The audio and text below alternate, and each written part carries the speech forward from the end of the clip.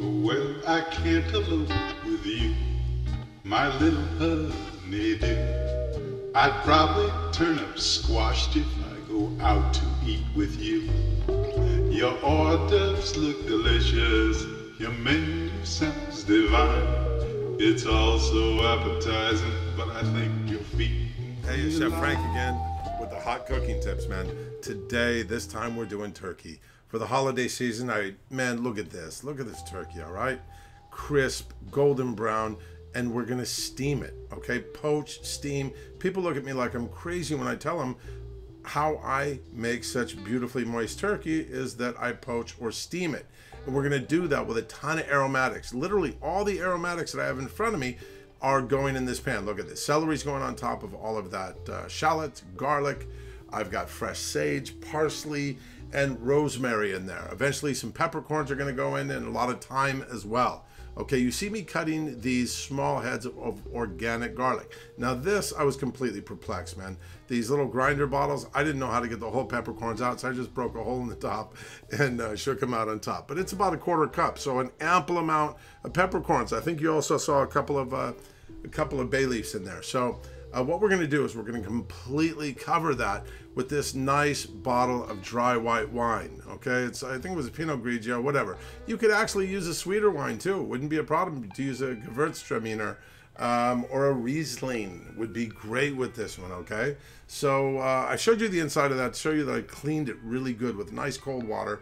Now what I'm gonna do with this turkey is I'm gonna go ahead and loosen the skin between the turkey breast, right in between the drumsticks there. And because we want to really fill that up with a lot of these aromatic herbs, sometimes I'll take even, I will take and use leeks, where I'll split the leeks and put leeks underneath. Makes for a gorgeous presentation. This time, I'm just shoving a bunch of the parsley. I'm shoving a bunch of sage and some thyme underneath there. And you can see you don't have to be neat about it because as it's cooking, it's gonna press itself down and look beautiful. So don't even worry about it, man. Just shove it up in there. Okay, all that flavor, what I love about doing this, okay? What I love about doing this is that the fat from the skin, as it cooks, goes through the herbs and permeates into the meat of the bird, man. It's phenomenal, really. So I've hit this really, really well with copious amounts of really good salt from Indonesia. Now some fresh ground pepper. Now I'm gonna really hit this with some butter that I've melted. All right, the butter is gonna provide that layer of slip between the cellophane and the bird. It's gonna give you flavor and the ability to brown. All right, I didn't have any kitchen twine in the kitchen, so that's when you have to get creative. Dental floss certainly isn't a problem, okay? You can double it over as I'm doing here. You can see that I've shoved a bunch of herbs inside of the turkey as well as underneath it, there's garlic and shallots inside of there too. People like to put citrus, people like to put oranges or lemons. Meyer lemons are great. In this case, I didn't do it, but if I would have had them in front of me, they probably would have been in there, all right?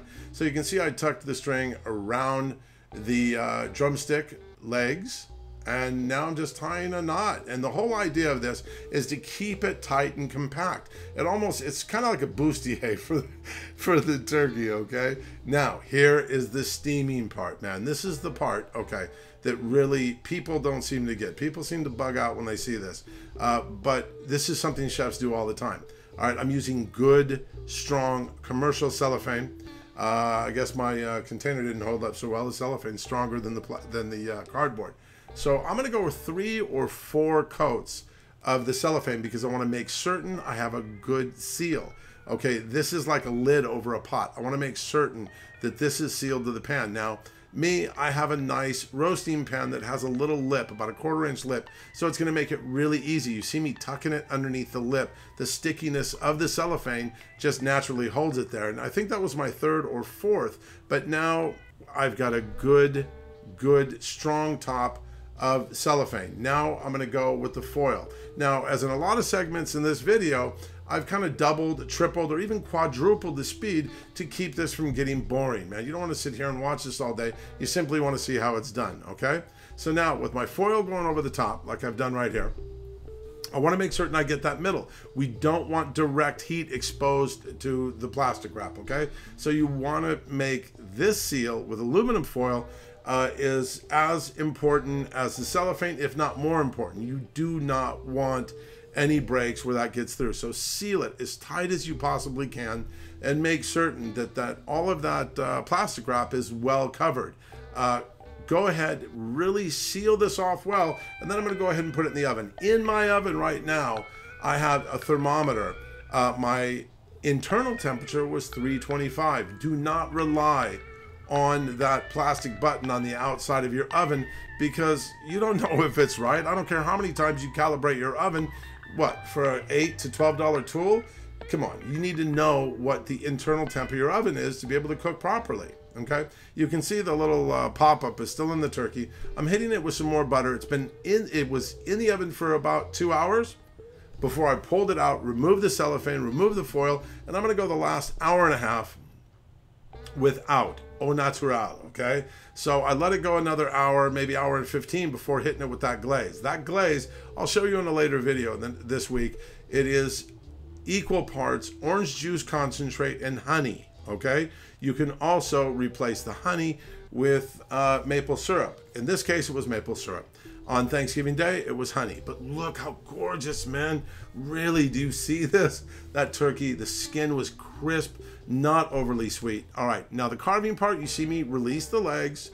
Now I'm going to cut right down the breastbone. The tip of my knife is going to run along the wishbone, and you see me using my carving fork to pull that breast outward. Okay, do not be passive when cooking. Use your strength. Pull that apart, and it's going to be a lot easier. I think that's one of the things I see the most with people carving a turkey. They just don't know how to do it, number one, and they're very passive when they do it. You know, man up, grab onto it. All right, so all right, you see the other side of the breast doing the same thing, running along the breastbone, and now I'm going to cut underneath it. I'm staying real close to that bone because I don't want to leave a bunch of turkey on it. And you see, same thing, how I'm using my carving fork to push it away so that I allow my scallop knife to get underneath it. Now that we have that, now I'm going to release those wings. Man, that's my favorite part of the turkey. So I'm simply going to take the wing, split it in two, put it on my platter, and I know I'm going to be going for that one later. Now watch with my tongs. I get my tongue right into the joint in a minute here so that I can pop that joint and just get my knife underneath it. Now, if you watch the videos on how to bone out or French out a chicken or the airline breast or the Pollo Loco style chicken, the anatomy is the same thing, man. You just need to get around the cartilage of that joint. Very simple stuff. So I've got the other one coming off. The carcass of the turkey with the meat on it is going to go in the freezer, and I'll use it for a gravy later. Do not try to make your gravy on top of the stove. I'm going to show you how to do it a couple days in advance, making your holiday entertaining easier. Once again, man, thanks for watching the videos, and remember, there's food and then there's love, and I make love. Peace. So I think I'll leave the table before my place is set. I'll take a drink of your wine before it turns to vinaigrette. 'Cause if I don't go right now, I'll be tempted by a chow. It was fun to flirt, but I'll skip dessert and pay the bill right now.